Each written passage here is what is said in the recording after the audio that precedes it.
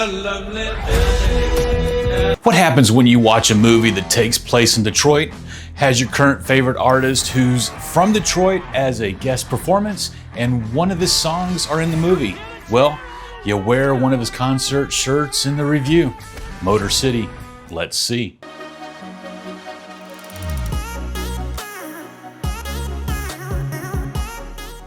Hey, welcome back everybody. This week we got to see Motor City, directed by Patsy Ponsarali, starring Alan Ritchson, Ben Foster, and Shailene Woodley.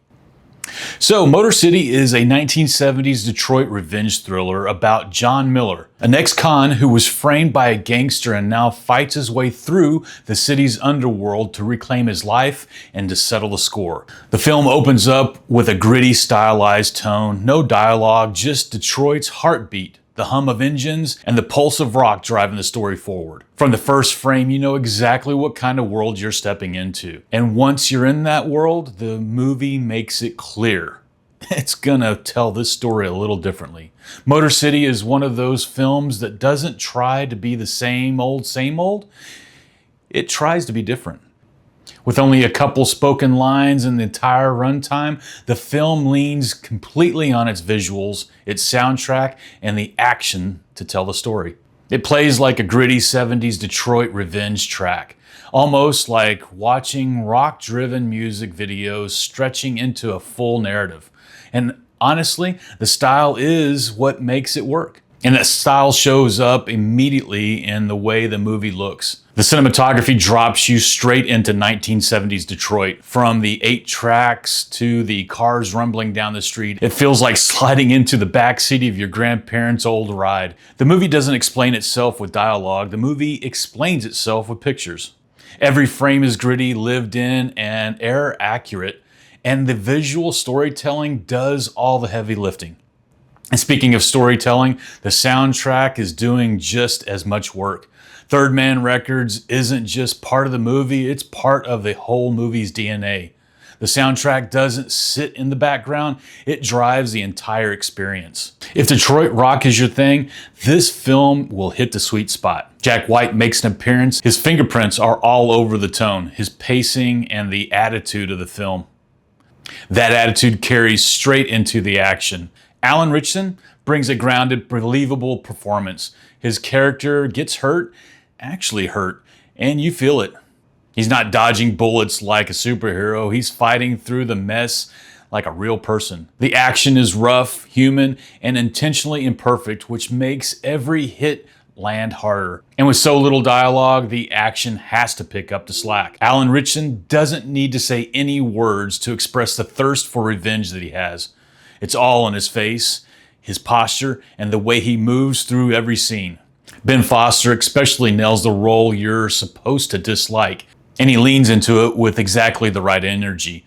And that silence becomes part of the experience. Again, knowing the movie only has a couple of lines, you find yourself watching every moment thinking, is this where they're gonna talk? Is this where they're gonna talk? That anticipation becomes part of the fun. And the silent isn't a gimmick, it's a deliberate storytelling choice that fits the world, the tone, and the revenge story they're trying to tell. And unfortunately, with only 3 lines in the whole movie, there are no quotable lines this week, so I'm a little hurt. But even without quotable lines, this movie still delivers entertainment. Motor City isn't flashy or built for big, crowded theater moments, but its style, silence, and Detroit rock backbone make it absolutely entertaining in its own lane. And all of that reminded me of Romans 12:17 through 18. Reply no evil for evil.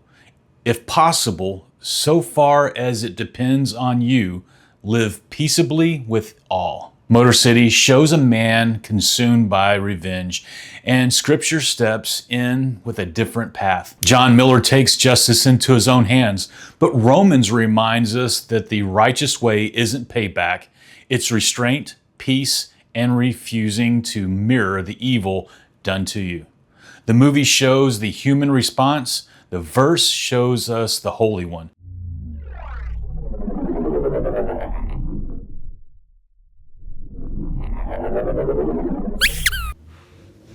Hey, did you know that Motor City has almost no talking in it? It's true. The whole movie depends on pictures, action, and Detroit rock to tell the story.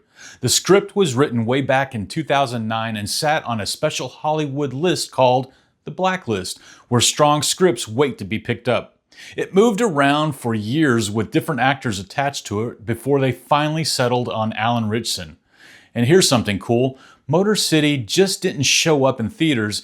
It first played at the Venice International Film Festival in 2025 in a section called Venice Spotlight.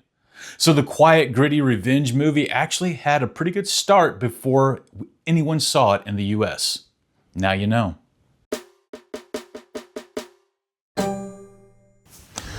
Hey everybody, don't forget about sneak peeks, the whole reason we show up early to the movie. Hey, this week we got to see a Phantom event coming back out for a 35-year anniversary. Wow, 35 years. The movie's Point Break, coming out August 9th. We also got to see Idiots, coming out August 28th. The Stunt Driver, September 25th. Other Mommy, October 9th. And I'm not too sure about this one. It looks kind of creepy. Hey, until next time, let's see.